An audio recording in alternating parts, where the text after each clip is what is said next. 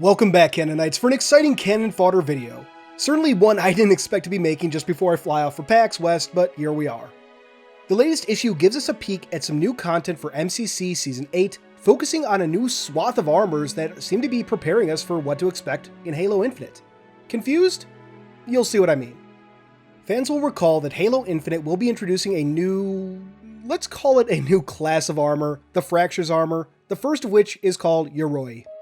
While we certainly don't know all the details, the basic idea seems to be that Fractures will let 343 do some more wild and varied armor sets without having to force them into the main Halo canon. Season 8 of the Master Chief Collection, appropriately titled Mythic, will give us an idea of how all that works, at least to some degree. Before we dive into the armors, however, let's take a quick side journey to explore the philosophy behind them. Included with the article is an interview with Horia Dosiu, I hope I didn't butcher that too horribly, art director for the publishing team at 343, which I highly encourage you to read in full. For our purposes, however, we'll just be hitting the basics. Horia's family moved to Greece in the 80s, fleeing communism in Romania, where he saw a lot of shops selling items inspired by the country's heritage, a perfect through line for the direction of MCC Season 8. The goal for these new armor sets was to expand the available customization options along a new axis. This started with the simple idea of Halo Spartans in traditional Spartan armor, which we can see a concept of here. From there, an examination of other inspirations within the Halo universe led to two more armor themes, Norse or Viking, and medieval Gothic. And that brings us to the new armor sets, or rather, the helmets. We sadly don't get to see the full bodies, save for some fantastic concept pieces. But, as discussed, the team came to three main themes for these armors, which are essentially Spartan, Gothic, and Norse. Spartan is obvious. The Gothic angle comes from the use of supernatural beings in naming Covenant vehicles, and Norse, of course, comes from the plethora of Norse references throughout Halo, Mjolnir, Gungnir, Yggdrasil, etc. Starting with the Spartan theme, we have 6 Belos helmets, and I promise I am going to mess up some of these pronunciations, so please don't be too hard on me. We'll start with Belos Huron. Straight and true, the Chosen are honed and sharpened into a weapon thrust straight into the heart of Lacedaemon's enemies. Now, the Belos in all these helmets seems to be a reference to Belos or Belos, a Babylonian god often identified with the Greek god Zeus, though it can also refer to a Babylonian king and founder of Babylon, or an ancient mythical king of Egypt in Greek mythology. I personally lean more towards the Zeus connection, though it is interesting to note that the male descendants of the Egyptian Belos would marry a daughter of Lacedaemon and Sparta, in this case the ancient queen for which the city would be named. Lacedaemon himself was a mythical king of Laconia, the son of the Pleiad Tagut and Zeus. He would eventually marry the princess of Laconia, Sparta, becoming king of Lacedonia and renaming the kingdom after himself. Finally, he built the city we know as Sparta, naming it after his wife. So Lacedaemon may be referring to the mythological king, giving his connections to Sparta, the city-state in this case, but it is more likely referring to the land, as Lacedaemon and Sparta can be used interchangeably when referring to the land. As for Heron, best I can figure is that the name is a reference to Hera, Queen of the Gods, otherwise I'm not too sure about that. Anyway, next we have Belos Syntrophos. Chosen generals of Lacedaemon's mortal armies bear distinct crests. Between the Heron and Syntrophos helmets, we basically have the two most iconic Greek helmet designs. As for Syntrophos, the word seems to translate to fellow or comrade in Greek, though I'm not entirely sure if that's the reference 343 are going for with this name. Next we have Belos Karata. Goring horns are worn by Chosen who abandon reason and the assistance of others. In this case, Karata basically means horn, so an appropriate if direct name. After that we have Belos Leontokardos. A rare few Chosen live long enough to become transfigured, their bodies recast into forms more suitable for eternal war. Leontokardos basically means Lionheart here, though what really sticks out here is the Chosen bit, which we'll talk about later. Next up we have Belos Syntheno. Chosen who succumb to bitterness are blessed and cursed to never walk a path of peace. Syntheno here was the oldest of the Gorgon sisters, monsters of Greek mythology, the most famous of which was, of course, Medusa. Finally, we have Belos Kerberos. The Chosen who guard the Chthonic slipgates and initiate into their mysteries have no mortal ties, no binding vows, and no doubts. Kerberos, of course, refers to the three-headed dog that guarded the entrance to Hades, and fun fact, There's some minor potential evidence that Kerberos could mean spotted, so Hades may have named his giant fuck-off dog Spot. Hades gets such a bad rap. But do keep in mind that little fun fact is far from confirmed, and there are a number of theories on the etymology of Kerberos. Anyway, let's talk about these descriptions in a more unified sense. The description for each hints at a deeper mythology, a universe where the Hellenistic Greek aesthetic and culture became dominant in some manner. Rather than Spartans, we have Chosen, who can take on a number of different roles to fight for their kingdom of Lacedaemon. And rather than slipspace, we have Chthonic slipgates, or basically gates through the underworld. In other words, the Chosen seem to come from the world of 40k, where everything is Greco-Roman as fuck, and FTL travel requires going through hell. I love it.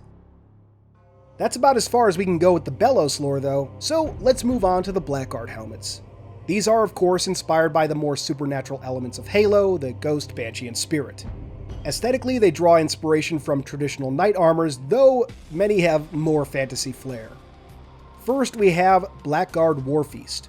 Bitterness and pride alloyed into frozen iron. The design here is fairly basic, based on a traditional knight's helmet from medieval Europe.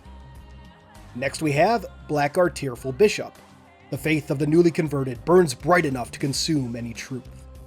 This one is a bit more religiously inspired, even featuring a cross on the helmet visor. After that we have Blackguard Forsaken Dragon.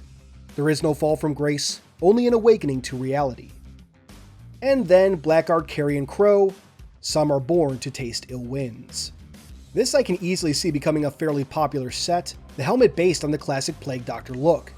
Carrion, by the way, refers to the decaying flesh of animals, so the name basically means dead and decaying crow. Next up we have Blackguard Sorrowful Visage.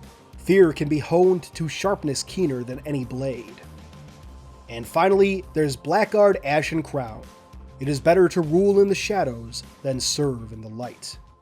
Overall, these seem to represent a world where medieval Europe and its ideologies remain strong into the future, or perhaps were resurrected at some point during humanity's history. I, again, can't help but draw parallels to Warhammer 40k. While I did just note the universe's heavy Greco-Roman influence, it does also have elements of medieval Europe. It also features a lot of religious and ideological zealotry, a common theme with these Blackguard armors. I do wonder, as an alternative though, if perhaps these Blackguard armors come from a world where humanity was accepted into the Covenant, given the themes present in their design and lore. Just another idea. Finally though, we come to the Norse-inspired armor sets, the Drengr helmets. Drengr is an Old Norse term that generally means young man who is often bold, reckless, and inexperienced. While that may not seem like a good thing, the word is, in the context of Old Norse culture, a compliment. It basically means badass, and it has a cognate connection to the Old English word dreng, which means warrior or soldier. First up we have Drengr Skald. The shapeless horrors strike at the mind just as viciously as they do the body. So this one is interesting. First, Skald refers to skaldic poetry, one of two main types of Old Norse poetry, and can simply mean poet. Skaldic poetry is typically associated with a singular poet rather than tradition, and often more complex in style.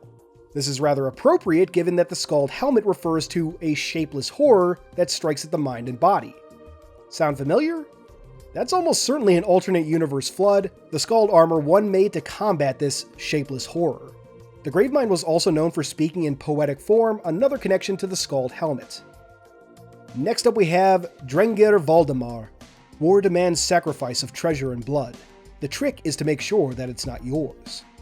Valdemar seems to essentially mean famous ruler, which would logically be a reference to Odin, the ruler of the Aesir or Norse gods. This is actually reinforced by the mention of using a trick, as Odin was something of a trickster himself, finding ways to avoid making sacrifices often enough. What's odd, however, is that there's a very obviously Odin-inspired helmet later on in this collection, so I guess there's two. During my research, I did find minor evidence of a mythological King Valdemar who led the Wild Hunt, a position usually attributed to Odin. However, I couldn't dig up much more than a single reference to it, so who knows.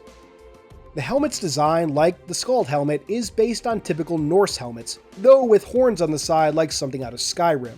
If you aren't aware, historic Norse and Viking helmets did not have horns. That was an addition made thanks to the influence of opera in the 19th century. From there we have Drengr Dvalen. The great beasts who browse among the limbs of the world tree inspire art and song. So this one is rather interesting. Dvalin was the name of a dwarf in Norse mythology, said to have introduced the writing of runes to the dwarfs. Poetry is also sometimes referred to as Dvalin's drink, referencing the mead of poetry originally created by the dwarfs. The mead was said to make anyone who drinks it a master skald or scholar, a nice callback to the skald helmet. Alternatively, Dvalin is the name of one of the 4 stags of Yggdrasil, the world tree. The use here seems to be a mix of these 2 legends. After that we have Drengr Nari. Some tricks and jests are worth any price. I don't think anyone needs me to tell them this helmet is a reference to Loki. The description and appearance make it obvious. However, the name is actually taken from a son of Loki, Narfi or Nari. In the mythology, when the Norse gods or Aesir were punishing Loki for his crimes on one occasion, the Aesir turned Nari's brother into a wolf. Nari is then disemboweled by his former brother, and then his entrails are used to bind Loki. The Aesir did not mess around, holy shit. Next up we have Drengr Thera. It is the highest of honors for a lore spinner to spark hope in the darkest of nights. This may be my favorite description just because of the term lore spinner, and I doubt I need to explain why. As for Thera, that was the name of a Danish queen from the 10th century, said to have led an army against Germans in her time. She was wife to Gorm the Old and mother to Harold Bluetooth, yes, the king for whom Bluetooth technology is named. Anyway, the Thera helmet seems to take inspiration from Thera being a badass and mixing it with a bit of Valkyrie mythology, evoking classic descriptions of the maidens who would choose those worthy of Valhalla. Finally, we have Drengr Tyr. Loss and sorrow are fuel for the teller of tales. In terms of appearance and description, this largely seems to reference Odin, himself quite the storyteller. Tyr, on the other hand, is a rather mysterious god, both said to be the son of Odin and the son of the giant Hymir. He was a god of war and a god of justice, so the connection to the helmet is rather thin, though he was known for the sacrifice of his hand and one tail. Maybe that's what they're referencing. Loss and sorrow would be much more appropriate for a god like Baldur. However, it is theorized that Tyr once played a much larger role in Norse mythology, only being overtaken by Odin later on, something not all that uncommon in old mythology. But that wraps up the helmets themselves, so let's talk about the larger lore that's hinted at here. These helmets seem to tell of a world where humanity, with a strong Norse influence, are battling the Flood in a costly war, one that requires sacrifice while hope is kept alive, just barely, by tales told by lore spinners. Overall, I am in love with these new armor sets. Are they aesthetically Halo? Not really. A lot of them look like they'd be right at home in Destiny, but that's honestly fine with me. These aren't any more or less out of place than Hayabusa, at least in my book, and they are distinctly part of separate continuities. That is something I'm really excited about, as it gives us a glimpse of what forms the Halo universe could take under different circumstances. And hey, if you don't like the looks, there's always a toggle, at least in MCC. Speaking of which, all these armors will come to Halo 3 with Season 8, and the helmets specifically will be added to Halo Reach. Just the helmets. Which also reminds me, I'd love if these could eventually come to H2A, if only to expand the armory options. Last thing on all of this, I am not a historian, an archaeologist, or anything like that. Everything I brought up in terms of mythology and history is very much a layman's understanding of what I could find via Google search, so yeah. From there though, we move on to the rest of the Canon Fodder article, starting with a look at a new map being tested for MCC, Icebox. A remake of Halo 2's Turf, Icebox is a really fun map from Halo Online and one of the maps I looked forward to seeing in MCC most. While the original map was set in Old Mombasa on Earth, the remake is set in the city of Tumen, a city on the colony of New Harmony and home to June A266. Though New Harmony did come under Covenant attack during the Human-Covenant War, the UNSC was able to fight them off in a rare victory. The battle even allowed an Oni Prowler to attach a telemetry probe to a Covenant frigate, alerting the UNSC to asteroid K7-49. The site of a Covenant shipyard and located relatively close to human space, almost all of the Spartan 3s of Alpha Company would be killed at K7-49 during Operation Prometheus. Icebox seems to be set sometime around or after that Covenant attack, showing significant signs of damage not unlike Turf, although there's sadly no giant scarab this time. Still, Icebox is a fun map and I look forward to playing it in MCC. The article wraps up with a little reflection on the recent Halo Infinite multiplayer Season 1 cinematic intro. While Grimm avoids confirming the setting, it seems that the studio behind the cinematic, Axis, the studio behind the Spartan Ops cutscenes, spilled the beans. Special thanks to Edward Evans on Twitter for turning me on to this. So, Axis posted a link to the work page on their website for the trailer, where it reveals, quote, focusing on the recollections of Spartan commander Lorette Agrina, the trailer delves into her own heroic journey as a young girl caught in the crosshairs of a battle in the center of London, 2552 AD, her rescue by Spartans, and her inspiration to become a Spartan herself. So, there we go, Battle of London 2552. And again, as I noted during my breakdown of that trailer, while it's never been said that London was attacked during the Covenant invasion of Earth, details of the invasion are sparse. Where the Covenant did and did not go has never been expressly stated. We know of a few locations they invaded, but nothing prevents them from invading London or other parts of Earth. The Covenant were on Earth for almost a month before Truth activated the portal to the Ark, so there's plenty of time for them to do a whole lot. And with that, we bring this latest issue to a close. I am hyped for this new content, especially these alternate Halo universes, and I hope we even get a few more details on these worlds we glimpsed. But if not, that's fine too. The speculation based on just a handful of lines was a lot of fun, and I look forward to doing more of that in the future, especially with Infinite. But those are just my thoughts. What are yours? Let me know in the comments below.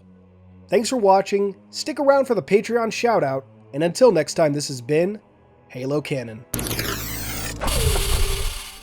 First, I'd love to give a big thank you to our Horospis patrons. First, there's Hope, then we have Freight, Discombobulated Sycophant, Justin Montgomery, Ada Frame, Man in the Dark, Keisha Dila, and Daddy Anarchy. I apologize if I butchered any of your names, but thank you all for your amazing support of the channel. Next, I'd like to give a thank you to our theoretical patrons. If you'd like to see your name here or get a direct shout out, check out patreon.com/halocanon. You can simply support the channel or get additional benefits, such as behind the scenes material, including raw audio for upcoming videos, or even shoutouts like this. All patrons now get early access to certain videos as well, and more benefits are to come. However, your continued viewership is more than enough for me. If you enjoyed this video, please consider giving it a thumbs up, or maybe even subscribing to the channel if you aren't already. If you really enjoy my work, turn on that notification bell so you can be among the first to see new videos when they release, or in some cases premiere. But for all my fellow Canonites, keep on being awesome.